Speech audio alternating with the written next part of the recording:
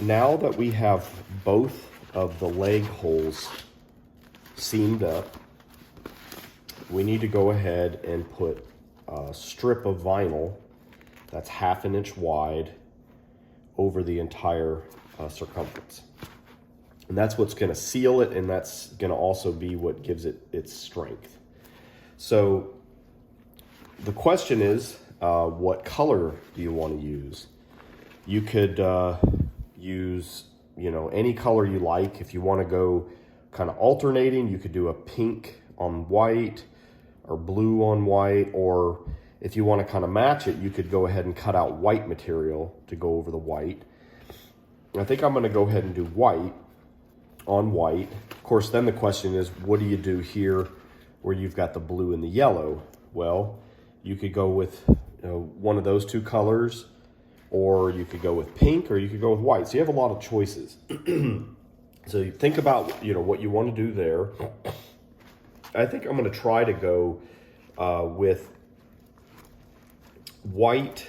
And then the other thing to think of too is, are you going to reinforce these things?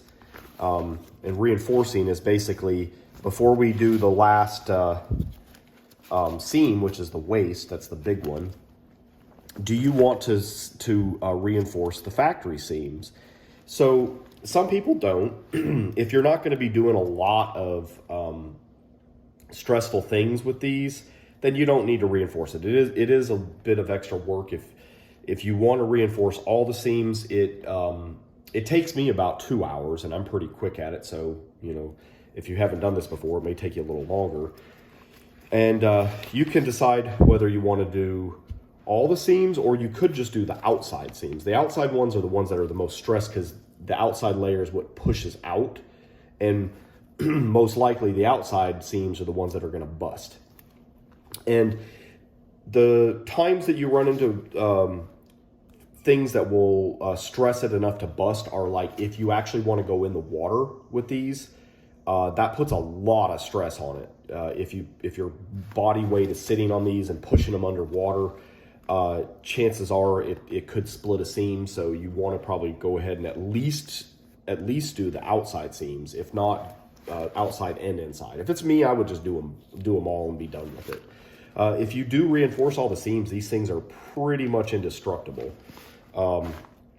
So I'll leave that up to you. But what I did want to point out is, if you do decide you want to reinforce, I would recommend saving the white material for the inside, because it's less obvious.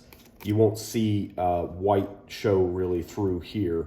But if you were to use a color like pink on the inside, you're going to probably see a little bit of that pink come through the white here, because it's lets a lot of light through. You can kind of see there. So, or if you happen to have some clear material from another pool toy, clear works even better. You won't see anything.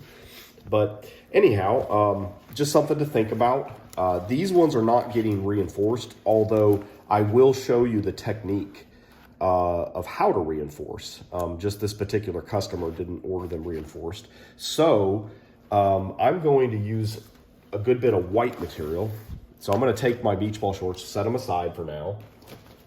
And then I'm going to cut some strips using all these different leftover pieces. I'm going to use a lot of the white. And actually, these ones are probably going to be a little easier. These are from the leg holes. So if you have a rolling cutter, it works great. Another way you can do it is you can lay down tape, and this is inch wide. So you could lay that down, then you could cut with scissors on one side, one on the other side, and then just do your best to kind of cut right down the middle, and that'll give you two 1/2 inch pieces. So that's one way to do it. If you have a rolling cutter, these work great. So you can take a rolling cutter and then a straight edge. Now, actually, what I could do to kind of cheat here is I could go ahead and I could separate the white and the yellow.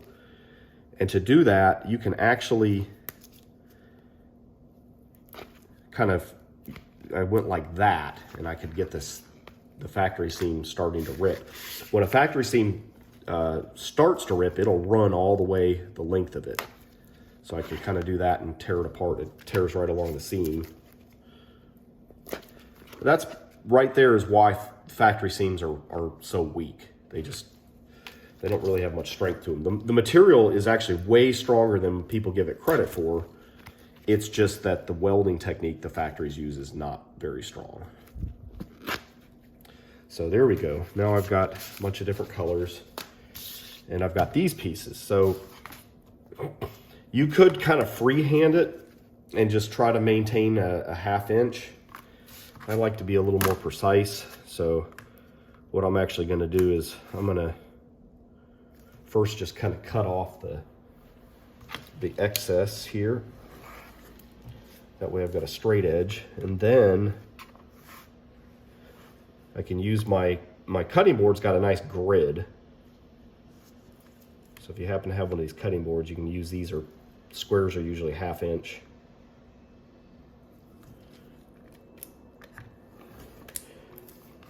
I'm just gonna do a whole bunch of these things. While I'm at it, I might as well get them all ready. Just be real careful not to cut yourself. I have done it on these rolling cutters before, and they are pretty dang sharp. I really like this little cutting guide. It's thick acrylic, and it makes it really hard for the blade to kind of jump up. If you use a ruler, it's a whole lot easier to accidentally come up and then come over your finger. I've done it.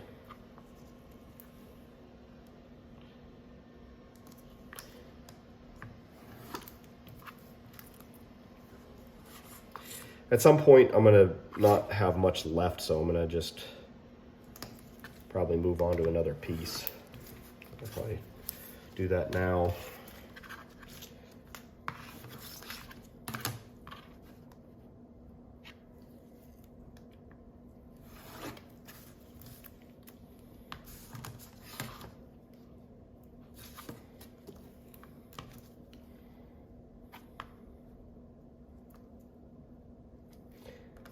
All right, well, you don't have to watch me do this. I'll go ahead and stop the video. But the idea is just to keep cutting a bunch of 1/2 inch wide strips.